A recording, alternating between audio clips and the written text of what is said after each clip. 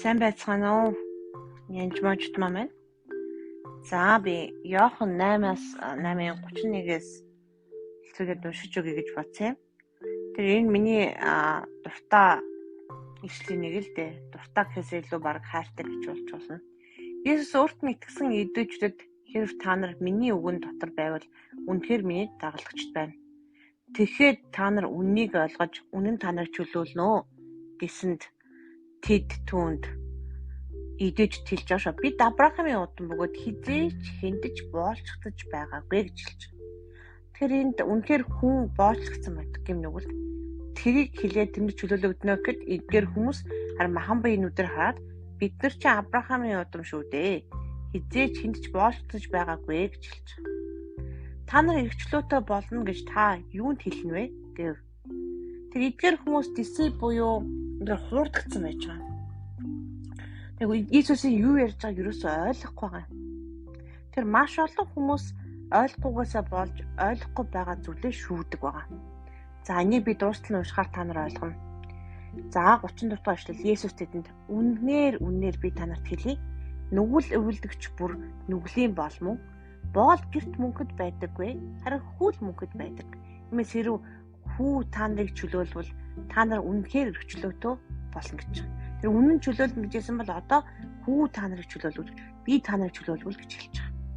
Та нар бол Авраамийн үр удам мөн гэдгийг би мэднэ. Гэвч та нарын дотор миний үг байх зайгүй учраас та нар намайг алахыг оролдож байна. Эцэгтэйгээ байхдаа харсан зүйлээ би хэлдэг. Та нарт гэсэн эцгээсээ сонссон зүйлээ л хийдэг шүү дээ гэв.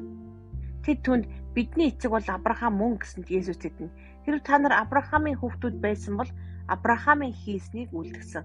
Гэтэл Бурханаас үннийг сонсоод та нар хэлсэн хүнийг буюу намайг одоо та нар алах гэж оролдож байна. Авраам ийм юм хийгээгүй. Та нар эцгийнхаа үйлсийг хийж байна гэж айлцсан тэд түнд цадар самнаас бид төрөөгүй. Бидэнд Бурхан эмээх нэг л эцэг байгаа гэв Иесус тэдэнд. Тэр Бурхан та нарын эцэг байсан бол та нар намайг хайрлах байсан. Учир нь би Бурханаас гарч ирсэн билээ. Өөрийн санаагаар ирээгүй. Харин тэр намайг илгээсэн юм. Миний үг хэлж байгааг та нар яагаад ойлгохгүй байна вэ? Яагаад гэвэл та нар миний үгийг сонсож чадахгүй байна. Та нар эцэгч нь болох Деволоос гаралтай. Та нар эцгийнхаа хүслийг хийхийг хүсдэг. Тэр чинь эхнээсээ алуурчин байсан бөгөөд үнэн дотор зогсдоггүй. Учир нь түүнд үнэн байдаггүй. Тэр худал хэлэхдээ чухам өөрөөсөө хэлдэг. Учир нь тэр худалч бөгөөд худал хуурмгийн эцэг юм. Харин би үннийг хэлдэг тул та нар надад итгэхгүй байна. Намайг нүгэлтэй гэж гих хүн та нар дотор байна уу? Хэрэг би үннийг хэлдэг бол та нар яагаад надад үл итгэнэ вэ? Бурхны хүн нь Бурхны үгсийг сонсдог. Та нар Бурхных биш учраас эдгэрийг сонсдоггүй гэлээ. Ядаж түнд та бол Самарих тань чөтгөр шүүгсэн гэж бидний хэлж байгаа нь зүв бидтэй гэд Иесус. За одоо бүр байсаар байгаад Иесус чөтгөр шүүгсэн гэж уурлсанд олоод муулж эхэлж байгаа. Иесус надад чөтгөр шүглээгүй. Харин би өөрийн эцгийг хүндэтдэг. Та нар намайг хүндэтдэггүй. Гэвч би өөрийн алдрыг хайдаггүй. Харин түүнийг хайдаг, шүүдэг нэгэн би. Үнээр би танарт хэлье. Миний үгийг сахидаг хүн үхлийг хизээж өгөхгүй, үзэхгүй гэсэн тэд эдээчүүд түүнд тань чөтгөр шүүгсэн гэдгийг бид одоо мэдлээ. Авраам болон иш үзүүлэгчд нь мөнхсөн. Та тэгэхэд хэрэг хүн миний үгийг сахивал үхлийг хизээж амсахгүй гэж хэлж байна. Та биднийг өвөг Авраамаас агуу юм уу? Тэр үгсэн. Бас иш үзүүлэгч үгсэн. Та өөрийгөө хэн болгоод байна гэв. Иесус хэрэг би өөрийгөө алтаршуулбал миний алдар юу ч биш. Тэр бол бидний Бурхан гэж та нар хэлдэг. Миний эцэг л намайг алдаршуулдаг. Та нар түүнийг таньсангүй. Хэрэг би түүнийг мэднэ, хэрэг би түүнийг мэдэхгүй гэж хэлвэл би та нартай адил худалч болно. Харин би түүнийг мэдэх бөгөөд түүний үгийг сахидаг. Та нар эцэг Авраам миний өдрийг харна гэд баясаж байсан. Үнийг тэр хараад баяртай байсан гэв. Ядаж түнд та 50 нас ч хүрээгүй байж Авраамыг харсан юм уу? Гэд Иесус тэдэнд үнээр би танарт хэлье. Авраамыг би болохоос өмнө би байдаг мөн гэж айлдав. Тэгтэл түүн рүү чулуудахаар чулуу шүрэн авахд Иесус өөрийгөө халахлан зүмээс гарлаа. Тэдний дундаас гарч өөрийнхөө замаар яваа өнгөрлөө. энэ эдгээр зүйлийг уншаад та нэгийг батсан байлгүй дээ. Тэгээд би янз бүрийн тайлбар хийхийг хүссэнгүй.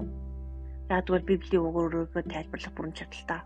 Харин ариун сүнсээ та энэ үгнээс намайг ойлгуулж өгөөч гэж бодороо.